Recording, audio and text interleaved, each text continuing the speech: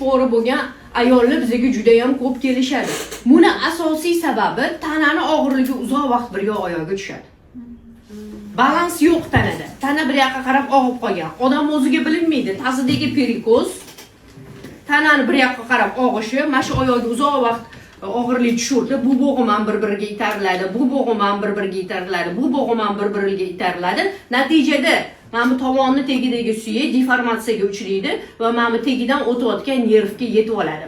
O'zi bu tovonni mana bu uchi bilan, mana bu tegi bilan mana bu nerv orasida bo'shliq bor. Bir-biriga tegib turmaydi ular. Prosta tushib ketmasdan yopishtirib qo'ygan.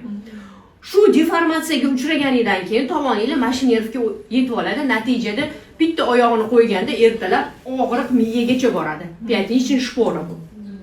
Og'riq miyagacha boradi. Qattiq olib qoladi. Keyin uni faqat shu joyi udarniy valnalar bilan yoki gel quyishlar bilan davolashni boshlashadi. Lekin birinchi o'rinda endi, конечно, og'riqsizlantirish uchun qilishadi, lekin buni davolashmaydi, asorat bilan olishayotgan bo'ladi.